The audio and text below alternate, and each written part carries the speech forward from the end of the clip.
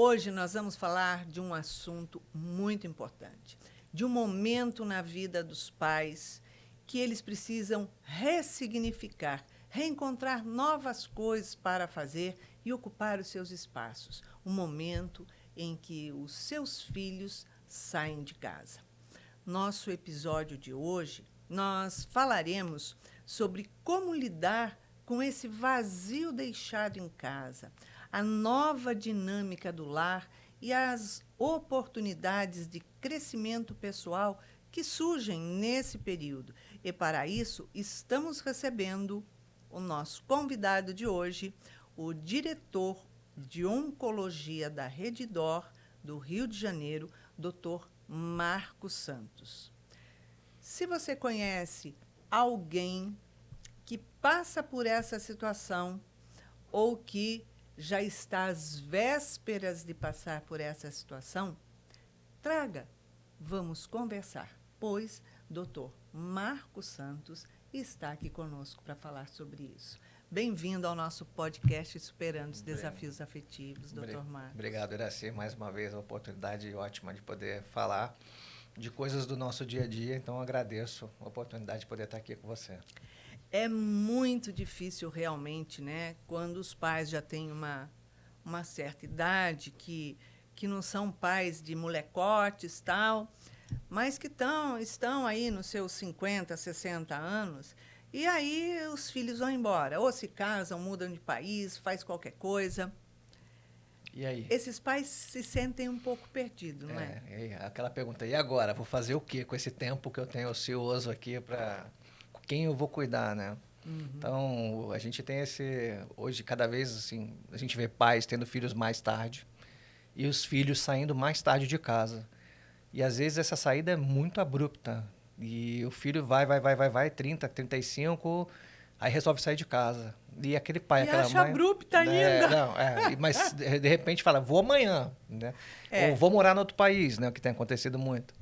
E aí o pai e a mãe olham um para o outro e falam, e agora o que a gente vai fazer, né? Porque a parte da vida dessas pessoas que já estão na aposentadoria ou já não estão num trabalho tão intenso como antigamente, estava dedicado para os filhos. Alguns até já casados, mas que convivem muito ali, que têm netos e tal, e aí de repente, vou mudar para outro país. E aí os pais que tomavam conta dos netos, ajudavam os filhos na dinâmica do dia a dia, olham um para o outro e falam assim, tá, o que eu vou fazer com você agora? Eu e você, nós dois, o que a gente faz? Que papo a gente vai ter? Vai Exatamente. falar sobre o quê? Acabou o assunto, vai ver televisão, vai jogar cartas, e aí? Exatamente. Que nem falou um amigo meu, agora, para mim, é ver uma série e ficar de mão dada com a minha esposa, né? Mas, pô, tem tanta coisa para fazer, você vai ficar só vendo série e ficar de mão dada, porque tá sentindo falta do... E falava, eu fico aguardando o momento de fazer uma videoconferência com meus filhos, né? Que é o horário que eu marco agora. Então, os compromissos se mudam, né? Criou um vazio realmente ali, né? Um ninho vazio tardio. Porque se o casal se planta na frente de uma televisão para ficar assistindo série, maratonando aquilo, na verdade, eles não encontraram uma ocupação. Não. Eles estão fugindo da sua realidade de descobrir milhares de coisas que poderiam fazer. Exatamente. Né? Vira uma fuga e não resolve o problema, né? E se algum deles já tiver tendência a algum tipo de depressão ou alguma ansiedade que possa acontecer, aquilo às vezes até piora, né? Piora a qualidade de sono, piora a qualidade... Você vai ficar mais sedentário. Então, cria-se uma coisa ruim, né? Você acaba abrindo uma porta para um ciclo negativo dentro de casa, mas é por falta de opção mesmo, porque as pessoas hoje elas não se preparam para isso, né, Iraci? De jeito Quem é que está pensando hoje na saída do filho? O que eu vou fazer depois, né? Então, o americano ele tem uma cabeça mais voltada para isso, porque ele se prepara ele trabalha para se aposentar. E os filhos saem cedo de casa, 16, 17, estão pondo já para fora, querem que vai fazer faculdade longe. Já assumem responsabilidade. Exatamente. Coisa que nós aqui brasileiros, a última coisa que eles querem na vida é assumir algum tipo de responsabilidade. Não, e a gente também gosta de colocar os filhos embaixo das nossas asas, né? Bem latinidade que a gente tem aqui. Então a gente gosta de ficar com aquelas crias todas em volta ali, olhando para ver onde vai, para onde vem, decidir a vida deles junto também. A gente acaba aquela coisa matriarcal, patriarcal, atrapalhando até no pensar depois. Com certeza. Porque, na verdade, a vida mudou hoje em dia. Antes, quando os filhos saíam de casa para se casar, constituir a sua família, tinha ali o vazio, a síndrome, né, de ninho vazio, porém ia se adaptando porque eles ainda eram jovens. Sim. Mas hoje, como estão protelando mais, e isso quando não traz a prole inteira para morar com os pais, né? E tudo está muito rápido, né? A gente vê, você tem notícia simultaneamente do mundo inteiro, tal, mas eles ainda não se prendem nisso. Então, na verdade, em vez de eles buscarem dentro de uma infinidade de coisas para fazer, eles se fecham. Podia fazer uma aula de dança. Nossa! Aprender uma outra língua, fazer uma outra faculdade. Sim! Ir para o teatro, ir para cinema, estudar qualquer outra coisa, viajar. Às vezes a gente fala, vai viajar é caro. Você fazer pequenas viagens, dá para fazer com baixo custo, né? Ter uma atividade, fazer exercício junto, ampliar a rede de amigos. Hoje em dia você vê várias pessoas que têm lá o grupo do tênis, o grupo da leitura, o grupo... Mas muita gente se prende, porque realmente fica um buraco, porque a dependência do cuidado daquele núcleo familiar é tão grande que ele se vê no abismo. Fala, e agora o que eu vou fazer? E às vezes não tem o que falar com o parceiro. E cria um problema de relação. E às vezes até gera uma separação. Porque como eles estão muito ali vinculados à vida dos outros, quando eles têm que conviver, tem que trocar informação, começa a ver, não, pô, eu não conheço essa pessoa, quem é essa pessoa que está com medo? E aí você está vendo separação de gente com 65, 70 anos, 80 anos, se separando. Se separando e tipo assim, para fazer o quê? As pessoas vão falar assim, o que você espera nessa altura da vida com essa idade? Você tem muita coisa para fazer. Assim. Muita coisa era assim. Mas será que o caminho nesse momento é a separação depois de uma vida? Se eu não olhei para aquele que vive comigo hoje, para onde que eu vou voltar meus olhos? O problema era assim, que a pessoa, às vezes, ela não se encontra porque ela não se preparou para aquele momento com aquela pessoa que ela está convivendo o tempo todo. Então, ela se separa porque ela acha que vai achar numa aventura, numa coisa, um resgate da adolescência. Ela quer reviver a história. Como ela não construiu isso, ela quer criar alguma coisa nova. Em vez de ela adaptar o que ela já tem, e muitas das vezes se decepciona, né? Porque sai, vai numa aventura, às vezes é passado para trás, às vezes não é aquilo que está pensando, pode pegar até uma doença, enfim, tem várias coisas que podem acontecer que a pessoa quer ver. E eu estou falando de homem e mulher, tá, Iraci? Com certeza, porque hoje está na igualdade. Exatamente, não tem diferença, tá? Antes o homem era o cafajeste. Exatamente. Hoje a cafagestagem para os dois lados. As mulheres hoje, com esse negócio de estarem mais independentes, elas têm mais coragem de tomar essas atitudes, né? Mas falta, eu acho que o principal é esse preparo. Como as pessoas estão muito... não se preocupam e estão mais longevas, então elas chegam com 70, às vezes 80 anos e falam, gente, eu não fiz nada da minha vida. Claro que você fez. Você fez tanto, você teve tantos filhos, você construiu uma família, todos cresceram, todos estão bem na vida, tomaram seus rumos, passou por tanta coisa, às vezes superou um monte de desafio. Exato. E agora que você está aí, você se sente que não tem o que fazer. Está livre para fazer um monte de coisa, porque ninguém mais está na dependência de você arrumar a sacolinha, a malinha, levar para a escola, empurrar para sair de casa, para fazer alguma coisa. Quer dizer, você pode fazer alguma coisa diferente na tua vida. Mas, quando eles chegam lá nos seus 80 anos e falam assim, não, então, já que eu perdi tudo, que acabou tudo, que tá estranho, a gente não se relaciona mais, eu vou sair de casa, vou arrumar outra pessoa. Isso é aquela necessidade de se sentir livre. Mas não é livre para cair na farra. Na verdade, intimamente, é querer se sentir livre de uma situação que é um ninho vazio. Não é nem livre da pessoa, às vezes, que está convivendo. Não, é o compromisso que tinha, que foi desfeito, aí ele quer descompromissar tudo. Né? Aproveita, eu não tenho mais o que fazer, então agora não é com você que eu quero ficar mais. Né? Tem um outro ponto também, que às vezes acontece, quando a família sai, às vezes um desses familiares busca num outro familiar esse vazio. Então, você tem um pai doente, um tio doente, um irmão doente, ele traz essa pessoa para dentro de casa para passar a ser o responsável por aquela pessoa doente. Então, ele arrumou uma ocupação para os dois ao mesmo tempo. Então, os dois vão estar se dedicando ao cuidado daquela pessoa. Só que essa pessoa, de algum momento, vai desencarnar, vai embora. Ou até, veja, eu não quero ficar com vocês e vou seguir minha vida. E aí piora. Porque quando eles substituíram por uma outra coisa, parece que tirou o pirulito da criança. Eu falei, e agora? O que eu faço? O que eu vou fazer de novo, né? Então, vira um ciclo de dificuldade, de achar o que a pessoa quer fazer. Por isso que esse preparo, olhar para dentro do casal, olhar para frente, o que vai ser feito na aposentadoria, quando os filhos não tiverem mais, é importantíssimo começar a fazer isso cedo.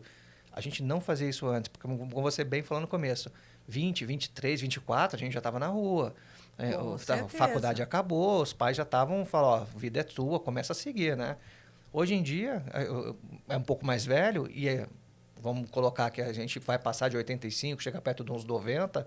Se com 70 não tem mais filho perto, não tem mais familiar para cuidar, não tem nada, você vai ter 20 anos, no mínimo, aí, 15, 20 anos para poder fazer muita coisa. Mas o que acontece? O problema, geralmente, desses casais que já estão entrando na fase madura mais, né, vamos colocar assim, eles se acostumaram a tomar conta da vida dos outros. É isso. E não da deles. É isso, Iraci. Então, eles acabam vivendo um pouco a vida do filho, um pouco da nora, um pouco dos netos, vivendo a movimentação deles de entra, sai, trabalha, vai para a faculdade, discute, se dá bem, não se dá, se escapeia de vez em quando, sei lá. Mas eles não vivem a vida deles como casal e como uma construção de um projeto de fazer as coisas. Sim. Fazer as coisas juntos, de ter viver, projetos, né? É um projeto de viver. Projeto de viver. Às vezes a pessoa tem dificuldade de falar o que ela gosta, era assim. Eu tenho um paciente, às vezes, que vem, meu filho saiu, foi morar não sei onde, tal, não sei o quê. Eu falo, tá, mas o que você gosta de fazer? A pessoa fica olhando para mim, demora uns 5 minutos para responder. Ficar pensando, uma pessoa de 70, 80 anos não pode não saber uma coisa mínima. Eu gosto de comer lasanha, eu gosto de ler um livro, eu gosto de ver um filme, eu gosto de viajar, eu gosto de ver futebol, eu gosto de ir no estádio. Enfim, eu gosto de conversar com pessoas, eu gosto de tomar conta da vida do vizinho. Alguma coisa você tem que gostar. Você tem que gostar. Coisas suas. Pessoais. Suas. Não é ser a sombra do outro, mas ter autonomia e autoridade de ter as suas próprias escolhas, de fazer as suas coisas. Porque tanto Nise quanto Joana de Ângeles, elas dizem assim, nós não vivemos sem projetos. É isso. O ser humano tem a necessidade fundamental de ter um projeto. Então, você tem que fazer, inúmeras vezes, fazer e refazer seus projetos de vida. Mas, desde que eu não fique vivendo a vida do outro. O meu projeto é viver a vida do meu filho. Meu filho tem que crescer, meu filho não é um projeto, tem que é obrigação, se formar, né? Meu filho precisa casar, meu filho vai ter filho. Quer dizer, a vida é dele, quem vai ter e ser ou deixar de ser é ele, não é? Sim. Não você não pode entrar na vida do outro, né? Porque você está deixando de viver a sua mesmo. E muitas vezes acontece. E às vezes, quando estão os dois, o casal está junto, você pergunta, o que vocês gostam de fazer junto? Às vezes fica um silêncio, né? Aí eu começo, vocês vão no cinema? Qual foi o último teatro que vocês foram? Já foram viajar? Qual a última viagem? Não lembra. Não lembra. Fala, nossa, faz tanto tempo, não sei quanto tempo que eu não vou no cinema. E as pessoas que eu vejo que são mais felizes que estão no meu consultório são aquelas que estão sempre planejando. Eu tenho pacientes que eles chegam para mim, o ano que vem eu estou planejando para ir para Portugal. Vou com um grupo de pessoas fazer isso, vou conhecer tal lugar. Eu quero ir para a Rússia, eu quero ir para a Tailândia. Então, está sempre planejando. A semana que vem vou no cinema com as minhas amigas, não sei o quê. Toda terça-feira eu encontro com as minhas amigas da fofoca, que a gente se junta. Então, tem que estar sempre com uma coisa na frente, né? Ela está colocando motivos para fazer coisa que ela gosta. E ela fica, a pessoa assim, ela própria gera a expectativa de aguardar chegar aquele dia para fazer aquela coisa. Aí você arruma, vai no salão antes, muda cabelo, faz maquiagem.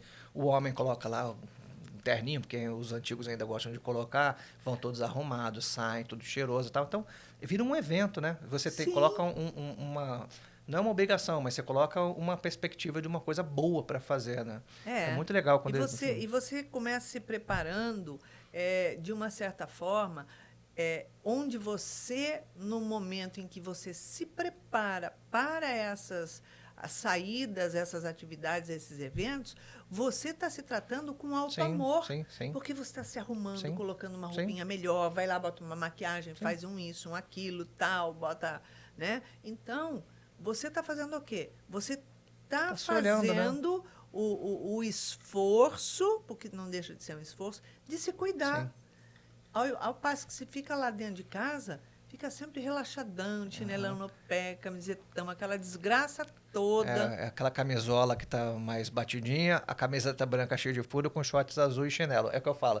Quando tá assim, ó, gente, acorda pra vida. Acorda, porque que não é primeiro isso, joga não. essas roupas fora, põe uma roupinha bonitinha pra ficar em casa também. E começa a fazer alguma coisa pra sair, pra aproveitar a vida, porque tem que ter esse planejamento, porque isso ajuda a cabeça da gente, ajuda o corpo. Como você falou, a gente se autodescobre mais. Tem coisas que a gente vai com o tempo, vai amadurecendo, vai entendendo o nosso corpo. A gente ama mais o outro. A gente pode ajudar outras pessoas. Pode fazer várias coisas ocupando a cabeça. E né? fazer, inclusive, atividades caritativas. Sem dúvida Isso nenhuma. é fundamental. Fundamental. Porque está fazendo um movimento de caridade para algumas pessoas numa instituição, ela não está fazendo para alguém que é dos seus, que ela está vivenciando a vida dos seus. É o mais importante, né, Iraci? É o outro. Você está fazendo para alguém que você não tem, teoricamente, nenhum vínculo consanguíneo. Sim. E você está fazendo aquilo por amor, por uma vontade própria. E te faz um bem maravilhoso, né? E aí, quando você faz, você sente um retorno de gratidão, uma realização íntima de, tipo assim, caramba, eu fiz diferença na vida do outro. Olha só, eu tenho meus valores. Sim, é isso. Eles são importantes para fazer para o outro. Então, leva a pessoa a ter outras perspectivas. Não, isso afasta processo depressivo, afasta as ansiedades, desconecta dessas coisas que a gente tem, da família, que às vezes estão prendendo a gente não consegue ir para frente. A cabeça ela amplia a capacidade de raciocínio. É bom, porque é uma comunicação com o outro de qualquer forma. Fazer uma comunicação positiva, a tua cabeça está funcionando para poder criar, co-criar, ajudar o outro. Então, tudo isso é benéfico fisiologicamente para a gente. A gente libera um monte de hormônio bom quando a gente está fazendo coisa boa e se sente reconhecido. A ocitocina então, vai lá em cima, né? A serotonina vai lá em cima.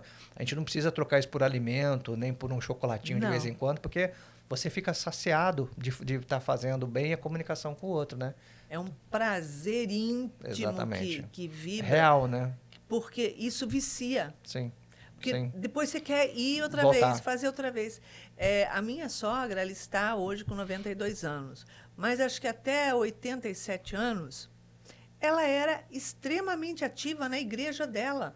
Ela que coordenava o curso de batizado, isso, aquilo. Ela tinha reunião com as amigas, depois ia nas casas de orações, levar a santinha na casa de não sei quem, de não sei quem. Aí ela ia almoçar, depois ela ia para o cinema. Ela não parava. É isso, tem que fazer assim com mesmo. Com 92 anos, ela não está fazendo isso, porque... vai limitando um pouco vai mais, ficando, né? Mas a cabeça dela é ótima. Ótima! Você viu, conheceu. Ela é ótima. Ela adora ir para a internet. Ela vai no Facebook, vai no Instagram. Ela fala assim para mim, eu te vi lá no Instagram, não sei onde, está fazendo não sei o que e tal. Às vezes eu fico olhando e eu falo assim, gente, nem eu me vi no Instagram. Iraci, o tanto de curso que tem na internet para fazer. Isso. As conexões que elas podem fazer com outras pessoas, com grupos que tem hoje em dia especificamente para isso. Os aprendizados que podem ter. Coisa de história que pode aprender, de geografia, de línguas. Enfim, tem uma variedade de coisas que a limitação do corpo ela atrapalha mais. A gente hoje tem esse cabedal de coisas para poder usar que a internet dá pra gente, entendeu? Então, nossa! eu vi há pouco tempo uma pessoa com 95 anos que se formou advogado. Olha que coisa linda. O outro estava estudando japonês, estava aprendendo japonês também, estava Olha 80 isso, e poucos anos, o que ele entendeu? está fazendo com o cérebro dele? Tá pondo para funcionar, porque né? o japonês é uma língua muito difícil. É difícil. Agora, para ele aprender isso nessa idade, ele está dando um up naquele cérebro assim, que, nossa, vai dar pernada na gente. Sim. Pintura, trabalhos manuais, entendeu? Minha mãe faz boneca para a igreja. Ela pega as bonecas que estão para doação, faz as roupinhas todas, costura e tal, e doa lá por enquanto as bonecas. Minha mãe está com 78 agora, 77, 78. Então, assim, tem que ter uma atividade. Tem que ter atividade. Tem que se ocupar. Minha mãe, se eu deixar, ela sobe no telhado. Iraci, eu tenho que proibir ela de fazer as coisas lá. Ai, né? Que bacana. Então, ela é das minhas, eu acho. Super ativa. Na verdade, o dela tem que trazer um pouco para baixo. Mas não para um minuto, sabe? Assim, porque eles têm que ocupar a cabeça. Saem todo final de semana para comer sozinho. Quando não tá um dos filhos não estão na casa deles, cara, eles vão fazer as coisas fora. Não ficam em casa, não. Ocupam a cabeça, falam, eu não vou cozinhar, vou sair porque eu quero comer fora. Aí vai passear, vai para outra cidade e tal. Então, a gente tem que fazer isso, né? Que é uma maneira de você... E eles falam, os dois, né? Meu pai é mais fechadinho, mas eles falam, a gente está saindo para namorar. Ai, que então, bonitinho. eles vão, passeiam, vão no cinema, fazem as coisas todas. Então, eles são dos meus, sim, olha aí. Tem que ser que assim. Eu falo que a gente tem que namorar a vida inteira. Isso aí, o tempo todo tem que estar namorando, era assim. Tem. É muito bom namorar, é muito bom beijar na boca, isso é maravilhoso. E não vem com aquelas histórias. Ai, mas beijar na boca, já fiz muito isso, agora já estou com 80 anos. Gente, a boca é o mesmo, prazer é o mesmo, quem sente prazer é o espírito, não é o corpo. Aí, vamos começar por aí. O que eu mais gosto, quando eu vejo aquele casalzinho tá jantando sozinho ou tá dançando em algum lugar, sabe? Você vê que estão se divertindo ali ou conversando muito. Eventualmente a gente passa numa praça, tem um casal e pipipi, como eles têm coisa para conversar, né? Então, todo mundo tinha que procurar fazer isso, mas é um planejamento, né? Assim, o planejamento, nem fale. Tem que se preparar. E isso é muito importante. Você sabe que em São Paulo tem um clube muito arrumado, muito reservado. Não é um clube, é uma casa noturna. E que todo mundo se reúne lá nas suas mesas, tal, já reservada, para dançar. E teve uma noite que estava em São Paulo, sem nada para fazer, falei para o Clóvis, falei, amor, vamos sair dançar? Eu adoro dançar. Aí nós achamos lá essa casa, parecia corretinha, decente. Chegamos lá, eram só casais de idosos. Eu olhei aquilo e falei assim, olha só, nós somos os adolescentes essa noite, que coisa maravilhosa! E eles dançam, dança de salão, tal. Isso foi logo antes da pandemia. Quando passou a pandemia, um dia eu falei para ele, vamos lá? Aí ele falou assim, olha só, pela idade que eles estavam dançando lá, eu acho que já desencarnou todo mundo, porque eram muitos idosos, você viam que eram. E eles estavam de paletó, tal, sentados na mesa, todo mundo conhecia todo mundo, tomando o vinhozinho deles e conversando. Uma coisa extremamente saudável, né? Saudável. Então, você vê que são casais que não pararam no tempo nem na vida. A gente tem exemplos de algumas pessoas que convivem aqui com a gente, jogam tênis junto, fazem clube de meditação junto, vêm para casa espírita junto, volta junto, faz aqui as coisas, preparam, se envolvem, entendeu? Isso. Planejam o dia a dia. Então, tudo isso é importante, né? Para que as pessoas continuem mantendo a mente em funcionamento. Porque isso ativa muita coisa na mente, né? Muito. Porque a pessoa deixa de começar a ter uma mente esquecida, começa a faltar isso, falta aquilo, e o desânimo abate. Sim. Porque quando, principalmente, eu acredito que principalmente a mulher, mas meu pai, por exemplo, ele era vaidoso. A gente chegava para ele e falava assim... E aí, velhinho, tudo bem? Ele falava, velhinho, é o seu passado. Ele ficava muito bravo. A gente falava isso para perturbar. Nossa, super vaidoso. E quando você vê que a pessoa continua nesse movimento, se cuidando, se tratando, porque ela faz as coisas, ela não se abate tanto. Não, é verdade. Assim. Porque ela passa a se abater quando ela começa a se olhar no espelho e fala, nossa, olha, eu não tinha tanta ruga assim, eu estou com ruga, em volta da boca já tem ruga, meu cabelo está caindo, ou não sei o quê. Então, a pessoa vai se deixando abater se denigra, e começando a se largar. Né? E quando ela sai e começa a fazer esse movimento, você vê que dá vida. Tipo assim, deixa que o corpo caia, eu quero mais para frente, me cuidar e tá para cima. Não se preocupa, né, Iraci? Porque como você muito falou, o corpo ele pode estar envelhecido, mas o espírito continua jovem e aprendendo, né? Então, o prazer é exatamente o mesmo, né? E às vezes a pessoa, quando perde o companheiro, se ele continua numa rotina de autocuidado e tal, você vê que ele consegue manter um nível de equilíbrio, de evitar um quadro mais depressivo, alguma coisa desse tipo, até por essas rotinas que as pessoas acabam colocando para poder manter a cabeça ocupada, né? Eu perdi minha esposa, tô envelhecendo também, mas eu tenho jogo lá meu xadrezinho com meus amigos, vou buscar meu pão na padaria sempre lá e converso com meus amigos ali. Eu vou à padaria, às vezes eu nem compro pão, mas eu vou até lá para bater papo, conversar com as pessoas e tal. Então, você tem uma rotina de convívio, né? Você põe o seu corpo e sua mente para funcionar. Independente se ele está ficando mais velhinho ou não. Né? O importante é a empatia que você acaba criando com o outro. Né? Isso troca uma energia ótima. Isso é bom para todo mundo. Sim, né? sim. E também a gente sabe que a religiosidade dá uma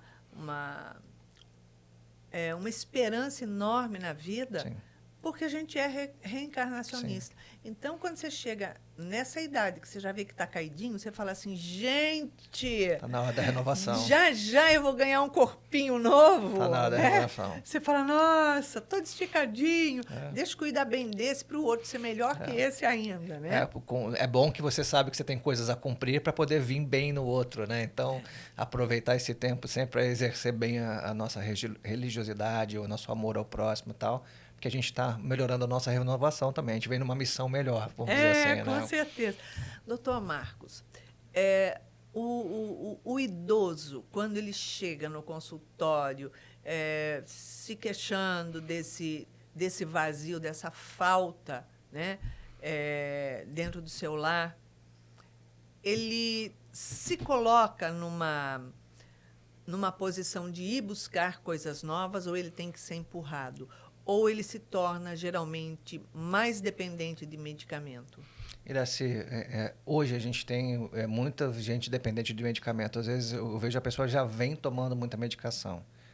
Então, o cuidado que a gente tem que ter para essas pessoas é orientar para que eles busquem coisas a fazer fora, para que até essa medicação saia em algum momento.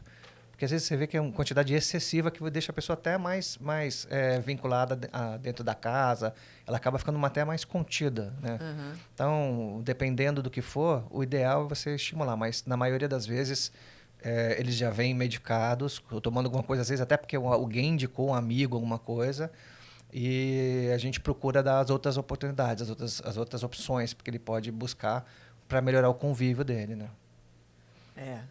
Porque eu acho que quando ele se fecha mais, ele acaba se tornando mais dependente. Sim, fica.